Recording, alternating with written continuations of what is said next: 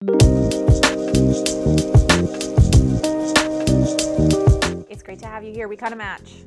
I know a little bit. We called each other ahead of time. Yeah. Yeah. Your story is really interesting because I would call you an entrepreneur now. Do you call yourself that? I mean, you this Men of the Strip show. You started this. This was your brainchild, your idea. Entrepreneur is kind of like, you know, to late. Oh, yes, I am the new entrepreneur.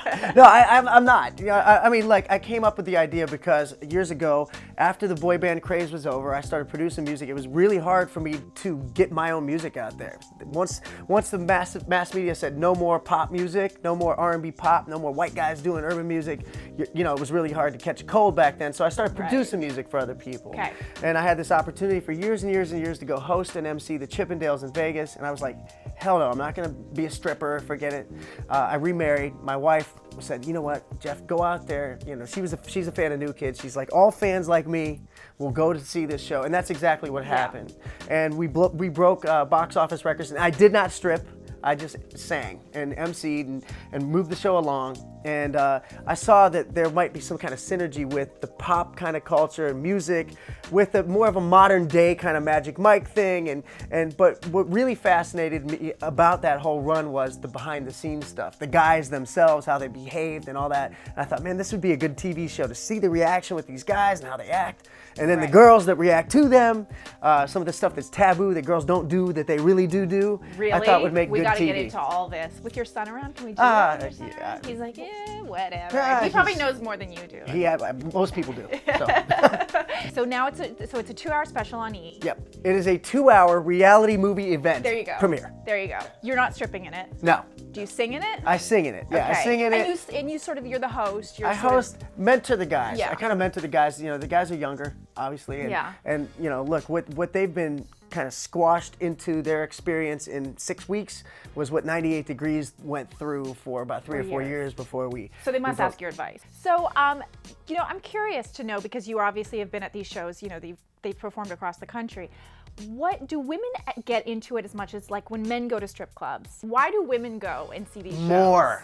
What? Come on. It's more because really? Guys, look, I hate male strip clubs. I know some guys really believe they're gonna have a chance among the 35 other guys that have most likely more money than them and stuffing it into these girls' G-strings. With these kinds of shows, and even with some of the smaller shows like the Chippendales and Thunder, which are great shows in their own respect, ours is really well produced. So these guys are creating all these scenarios and these fantasy scenarios, and we got a really good choreographer to choreograph these guys to where they're like... This choreographer is a choreographer from Michael Jackson. Yeah, you know your stuff. These guys can really dance. And they sing. And they sing. All the guys sing. So they're not just pretty faces and pecs. No, and they're all unique looking, and they really have tremendous personality. So you'd see girls doing crazy stuff. I mean, every night after the show, when they would take the chairs away, if there were chairs in some of the venues, we didn't have chairs. They were just, it was like a rock concert.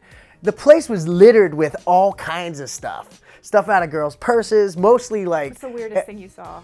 Oh, I can't even say. I mean... That you can say.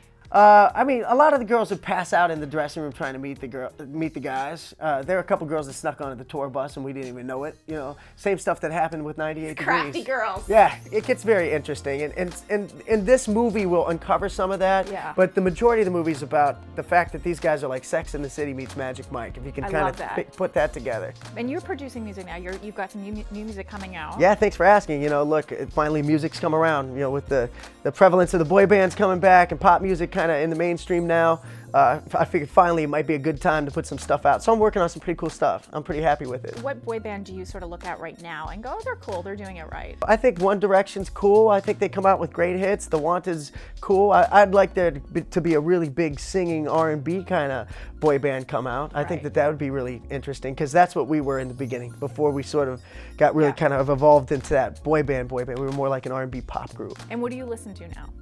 I listen to everything. I listen to contemporary radio. I'm a big fan of Neo and Usher and Chris Brown and, you know, all those guys. Jason Derulo. I'm still a fan of R&B pop music. That's the kind of stuff I like. Will I totally put you on the spot if I ask you to sing like a one line or something? It depends on what it is. Do we have any requests? Yeah, any requests? 98 Degrees. Oh my God. The hardest thing? The hardest thing? It's the hardest thing I'll ever have to do, to look you in the eye and tell you I don't love you. It's the hardest thing I'll ever have to lie, to show no emotion when you start to cry. Can't let you see what you mean to me when my hands are tied and my heart's not free. We're not meant to be, sadly. It's the hardest thing I'll ever have to do, to turn around and walk away, pretending I don't love you. There's some freaking out going They're on like, here. we can't keep 90% of that, but That was more than a line. That was fantastic. I think Well, I didn't know when to stop. everybody's very happy that you did that. How did Dad do? Did he do good? he's all like, oh no. You want to wrap it? Go like this. Say That's that's a a wrap. He's like, I grew up in this business. Uh-huh.